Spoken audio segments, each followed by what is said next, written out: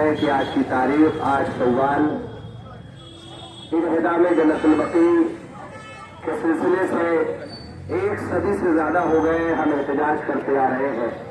یہ موقع نہیں ہے کہ یہاں پر بہت زیادہ طولانی بیان کیا جائے، بزرگان بہتر جانتے ہیں اپنی نئی نسل اور ہمسن اور کمسن بھائیوں کے لیے انشاءاللہ تعالی بہترین تقریر ہوگی جس کو خطاب کریں گے حجت الاسلام والمسلمین عالی جناب مولانا سید علی گوہر صاحب قبلہ فیض آبادی جو ہمارے درمیان تشریف رکھتے ہیں۔ میں زیادہ وقت نہ لیتے ہوئے قبلہ سے گزارش کر رہا ہوں کہ وہ اپنی پرنور تقریر سے مومنین کے قلوب کو منور فرمائے اور آج کی تاریخ کی مناسبت سے مومنین کے دلوں میں اپنی بات کو پہنچائے۔ بر محمد و آل محمد صلی اللہ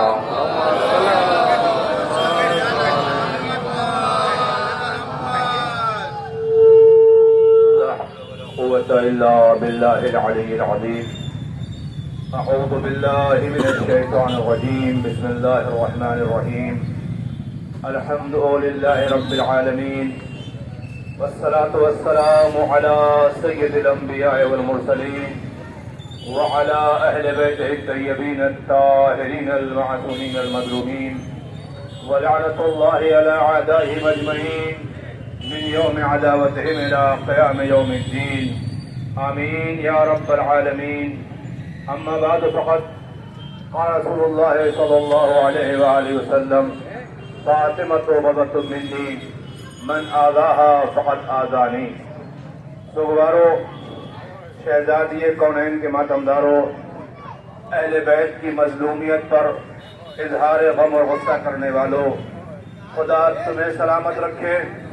اس موقع پر آپ سب نے اپنی حاوی درج کرا کر کے غیبت میں رہنے والے شہزادی کونین کے فرزند کو تعزیت پیش کی ہے۔ ایک بیٹا ہے جو اس بات کے انتظار میں ہے کہ وہ دن کب آئے جب ہماری جدہ کی قبر کے اوپر روضہ تعمیر ہو۔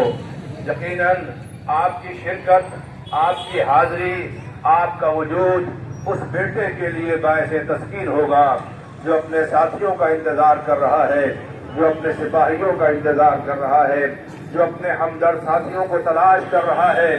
مگر میں بڑے افسوس کے ساتھ یہ بھی شکوہ کرنا چاہوں گا، دریا آباد میں فقط کتنے حسین کے چاہنے والے ہوں گے اس کا مجھے اندازہ نہیں تھا کہ دریا آباد کے اندر بنت پیغمبر کی مظلومیت میں شرکت کرنے کے لیے فقط اتنے افراد آئیں گے۔ مجھے اس بات کا افسوس ہوگا، اور مجھے اگر افسوس ہے تو ذرا سوچئے وہ غیبت میں رہنے والا امام اس وقت کس کیفیت میں ہوگا۔ ہمیں اتنا بھی خیال نہیں آیا کہ آج وہ تاریخ ہے کہ جس دن اہل بیت رسالت کی قبریں ویران کر دی گئی تھی۔ میں جوانوں سے پوچھنا چاہتا ہوں، بغل میں قبرستان ہے، اگر آپ میں سے کسی کو اطلاع مل جائے کہ آپ کے باپ یا آپ کے دادا یا آپ کے چچا کوئی قبر کھود رہا ہے، آپ گھر میں سکون سے بیٹھیں گے؟ آپ صبر کر پائیں گے؟ آپ اطمینان سے بیٹھے رہیں گے؟ کہا نہیں صاحب، یہ تو ہو ہی نہیں سکتا، اگر میرے اجداد قبریں کوئی چھیڑے گا بھی تو اسے مٹا دیں گے۔ میں بڑے ادب سے پوچھنا چاہوں گا، آج ہی کی تاریخ تھی، آل سعود کی ظالم حکومت نے، آل یہود کی تربیت یافتہ حکومت نے فقط 1-2 قبریں نہیں، شہزادی کونین کی قبر، ہمارے 4 اماموں کی قبریں، امام حسن کی قبر، امام زین العابدین کی قبر، امام محمد باقر کی قبر، امام جعفر صادق کی قبر، ان سب کے اوپر جو روضے تعمیر تھے، ایک لمحے کے اندر ان سب روضوں کو منہدم کر دیا، ان سب کو مسمار کر دیا۔ آپ کو اندازہ ہے آج کوئی ایک عبادت گاہ توڑی جاتی ہے، پورے ملک کے مسلمان بے چین ہو جاتے ہیں۔ میں کہنا چاہوں گا عالم اسلام سے، آخر تمہاری خاموشی کیوں ہے؟ تم چپ کیوں ہو؟ آج تمہارے شہر اور ملک کے اندر ایک عمارت ٹوٹتی ہے، پورا مجمع نکل کے سڑکوں پہ چلا آتا ہے۔ ذرا سوچ کر کے بتاؤ، جس وقت بقیع کے اندر ائمہ کے روزے گرائے گئے ہوں گے کیا کیفیت ہوئی ہوگی، کیا منظر رہا ہوگا؟ ایک ساتھ ساری مزاریں ویران کر دی گئی، اور حیرت کی بات یہ ہے عالم اسلام خاموش تھا۔ میں بڑے ادب سے کہنا چاہوں گا، جہاں تک میری آواز پہنچے، اہل بیت رسالت میں اتنا ظلم کیوں ہے؟ اہل بیت نبی نے کیا ستایا تھا کسی کو؟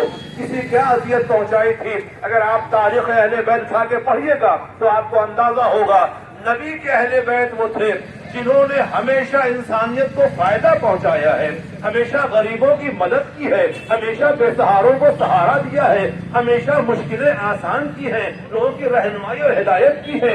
ان میں سے کوئی فرد ایسا نہیں تھا جس سے انسانیت کو نقصان پہنچا ہو۔ جن لوگوں نے ہر دور میں انسانیت کی بھلائی کے لیے کام کیا، انسانیت کے مفاد میں کام کیا، انسانیت کے تحفظ کے لیے کام کیا، کیا بتائیے کیا وہ اس لائق تھے ان کے ساتھ یہ ظلم کیا جاتا، ان پر یہ زیادتی کی جاتی؟ چلیے میں نے قبول کر لیا، جب تک وہ زندہ تھے آپ کے سیاسی مفاد تھے، آپ نے اپنے مفاد کے لیے ان پر ظلم و زیادتی کی، مگر ذرا اتنا تو شرافت دکھا لیتے جب وہ قبروں میں چلے گئے، جب وہ مزاروں میں چلے گئے، دنیا سے رخصت ہو گئے، قبر کے اندر دفن کر دیے گئے۔ اب قبروں سے عداوت کیسی؟ اب قبروں سے جھگڑا کیسا؟ قبروں پہ ظلم و زیادتی کیسی؟ مگر ہاں تاریخ گواہ ہے، یہ 8 شوال کی آج کی تاریخ، جس میں آج تک اس چوراہے پہ کھڑے ہو کر کے اپنی عدد کو مت دیکھیے، اپنے قلت پہ مت شرمندہ ہوئیے۔ اہل حق ہمیشہ کم رہے ہیں، مگر ہاں یہ بات بھی سوچئے گا، اگر آپ سوچتے ہیں، جوان محسوس کرتے ہیں کیا کریں، ہم بنت نبی کے غم میں احتجاج کرنے کے لیے آئے تھے، ہمارے ساتھ بہت کم لوگ تھے، تو دوستو گھبرانا نہیں، پریشان نہ ہونا، دنیا کے وہ تم کم تعداد میں ضرور کھڑے ہو، مگر یہ تمہاری تعداد ان کی نگاہ میں درج کی جا رہی ہے۔ ایک بندہ اپنے آپ میں اپنی اہمیت کو محسوس کرے، آپ کا حضور، آپ کی حاضری کوئی دیکھے نہ دیکھے، غیبت میں رہنے والا امام دیکھ رہا ہے، پردے غیب میں رہنے والا میرا مولا دیکھ رہا ہے، اسے اندازہ ہے، وہ جانتا ہے میرے غم میں کتنے لوگ شریک ہیں۔ والا میں چاہوں گا لیکن جو لوگ آئے ہیں وہ یقیناً خوش نصیب ہیں، امام کی نگاہیں آپ کے اوپر ہیں۔ یہاں موجود ایک بچہ اس بات کو محسوس کرے، تمہیں کوئی دیکھے نہ دیکھے، تمہارا امام تمہیں دیکھ رہا ہے، تمہارے امام کے دل کو سکون مل رہا ہے، انہیں اس بات کی قوت میسر ہو رہی ہے کہ میرے غم میں اتنے لوگ شریک ہو گئے ہیں۔ اور یقین جانو دوستو، میں 2 باتیں کہنا چاہوں گا۔ ہم سوال اٹھتا ہے 100 سال سے زیادہ ہو گیا، کب تک آپ آواز بلند کرتے رہیں گے؟ آپ کی اس آواز سے فائدہ کیا ہوگا؟ ایک چوراہے پہ تھوڑے سے افراد کھڑے ہیں، اس کا اثر کیا ہونے والا ہے؟ میں صاف لفظوں میں کہہ دوں، کسی کے اوپر کوئی اثر ہو نہ ہو، مگر ہاں جب میدان محشر میں حساب و کتاب شروع ہوگا تو ہم یہ کہنے کے حقدار ہوں گے ہم ان ظالموں کے خلاف احتجاج کرنے کے لیے کھڑے ہوئے تھے، ہم ظالموں میں نہیں تھے، ہم مظلوم کے ساتھ تھے، ہم قلیل تعداد میں تھے، اس سے بحث نہیں ہے، مگر ہم نے ظلم کے خلاف آواز اٹھائی تھی، کیونکہ ہمیں اہل بیت نے بتایا ہے کہ ظالم تو ظالم ہے ہی، ظالم کے ظلم پہ خاموش رہنے والا بھی ظالم کہلاتا ہے، ظالم کے ظلم سے راضی رہنے والا بھی ظالم کہلاتا ہے، ظالم کی حمایت کرنے والا بھی ظالم کہلاتا ہے، ظالم کو قوت بخشنے والا بھی ظالم کہلاتا ہے۔ اگر ہم سب خاموش بیٹھ گئے تو ظالم کو طاقت ملے گی، کچھ بھی ظلم کرو کوئی بولنے والا نہیں ہے۔ ہم ظالم کو بتانا چاہتے ہیں، یاد رکھو تمہارے ظلم کے اوپر دنیا میں کوئی بولے نہ بولے، حسین والے جہاں ہیں وہاں سے آواز اٹھائیں گے، حسین والے جہاں ہیں وہاں سے ظلم کے خلاف بولیں گے، اور ظلم کے خلاف بول کر کے یہ بتا دیں گے کہ ہم کبھی ظالم کے حمایتی نہیں ہو سکتے، کسی بھی قسم کا ظلم ہو۔ اور یہ بات بھی واضح کر دینا چاہوں گا، ہمیں درسگاہ امام حسین سے یہ سبق دیا گیا ہے، جب بھی زمین پہ کہیں ظلم ہو تو ظلم کے خلاف بولنا تمہاری حسینیت کا تقاضا ہے۔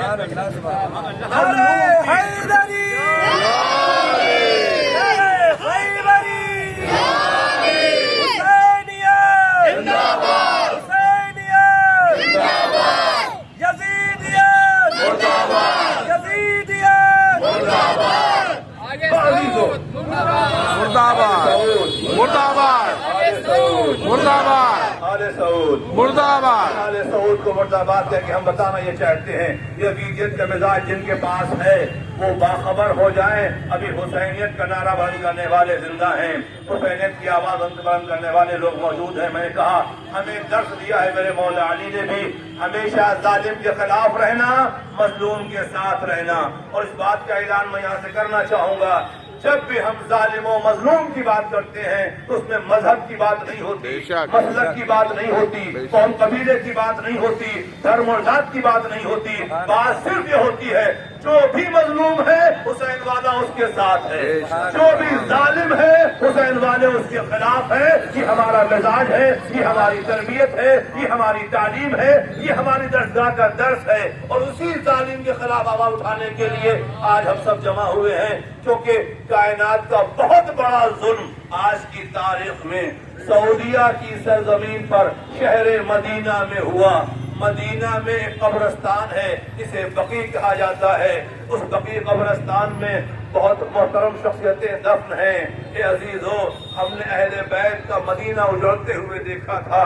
ہمیں یاد ہے جس وقت ظالم یزید نے امام حسین سے بیعت کا مطالبہ کیا تھا تو امام حسین نے وطن چھوڑنا گوارا کر لیا تھا، مگر مدینے کے تقدس کو پامال نہیں ہونے دیا تھا۔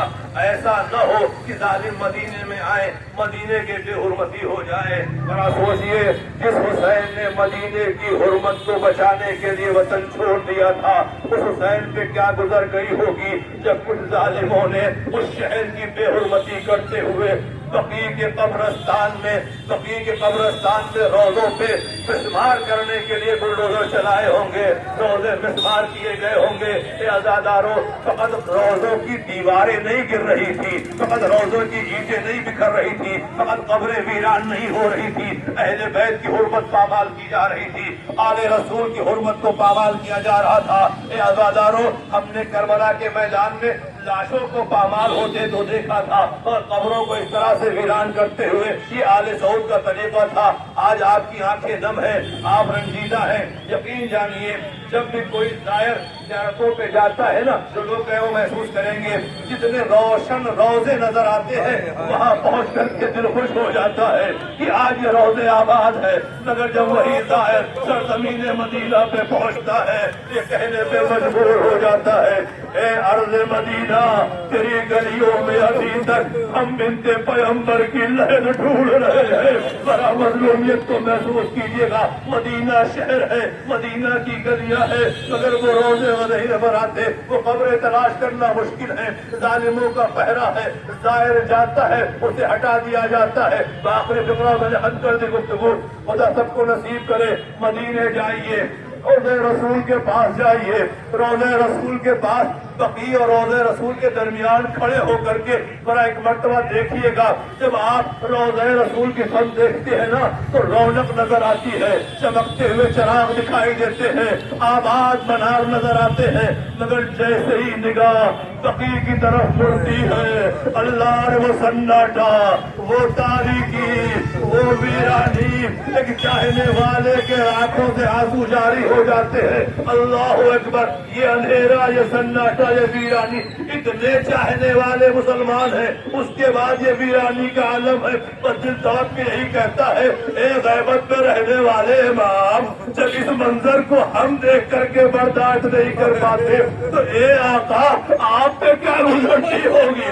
جب آپ اس شہر کی ویرانی کو دیکھتے ہوں گے، آپ کی کیا کیفیت ہوتی ہوگی؟ جب آپ یہاں کی ویرانی کو دیکھتے ہوں گے، تو آخری فقرہ کہنا چاہوں گا، اگر قبروں کی ویرانی دیکھ کر کے ہم تڑپ جاتے ہیں، ہمارا دل تڑپ جاتا ہے، اور ہم یہ محسوس کرتے ہیں قبریں دھوپ میں ہے، کوئی سایہ نہیں ہے، لہذا دل بے چین ہے، تو ذرا سوچو، جب مولا سجاد نے اپنے بابا کی لاش دھوپ میں دیکھی ہوگی، کوئی سایہ نہ رہا ہوگا، تو شاید یہی کہا ہو، اے بابا کیا کروں، کوئی سامان نہیں ہے، ورنہ لاش پہ سایہ کر دیتا، اس کو سائے میں محفوظ کر دیتا۔